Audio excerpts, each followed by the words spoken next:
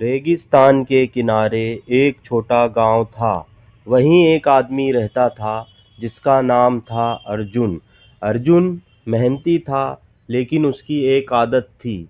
वह हर चीज में समस्या ही देखता था। अगर बारिश होती तो कहता अब खेत में कीचड़ हो गया है। अगर धूप होती तो कहता अब गर्मी से काम नहीं होगा। अगर लोग खुश रहते तो कहता इनकी खुशी भी ज़्यादा दिन नहीं चलेगी। उसकी ज़िंदगी धीरे धीरे शिकायतों का ढेर बन गई।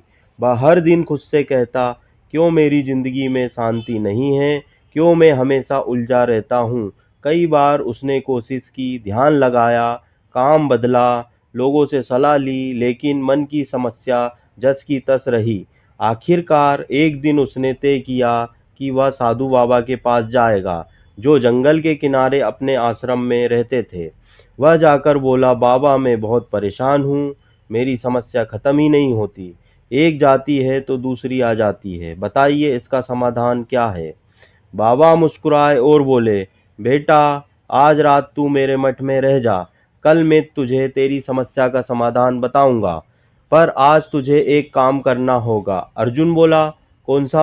ध्यान रखना कि कोई ऊंट बैठे नहीं, सब खड़े ही रहे। अगर तूने ये कार्य कर लिया तो कल तेरी समस्या का समाधान मैं तुझे बताऊंगा। अर्जुन ने सिर हिलाया, ठीक है बाबा, मैं पूरी रात जागूंगा।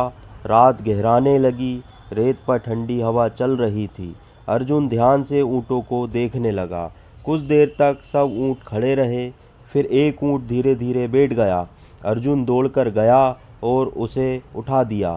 थोड़ी देर बाद दूसरा ऊँट बैठ गया, फिर तीसरा, फिर कोई ऊँट उठ गया तो कोई बैठ गया। अर्जुन पूरी रात ऊँटों के पीछे भागता रहा, उसने उन्हें बैठने नहीं दिया, लेकिन जितना रोकता उतना ही कोई ना कोई बैठ ही जाता था।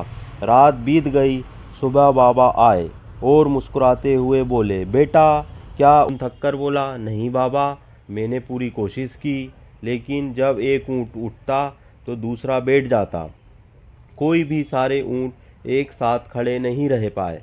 बाबा मुस्कुराए और बोले, यही तो तेरा उत्तर है बेटा। अर्जुन हैरान हुआ, उत्तर? पर मैं तो असफल हो गया। बाबा बोले, नहीं, तू सफल हुआ। तूने समझ लिया कि समस्या भी ऊँटों की तरह होती है। वे कभी सब एक साथ नहीं जाती। कभी एक समस्या बैठती है तो दूसरी खड़ी हो जाती है। कभी शांति मिलती है तो कई नई चुनौतियाँ आ जाती है। यही जीवन का स्वभाव है। अर्जुन के चेहरे पर सुकून भरी एक मुस्कान आई।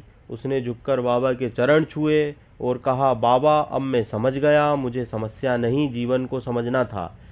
अब जब भी कोई समस्या आएगी मैं मुस्कुराऊंगा और कहूँगा, यह भी ऊँट की तरह थोड़ी देर बाद उठ जाएगी।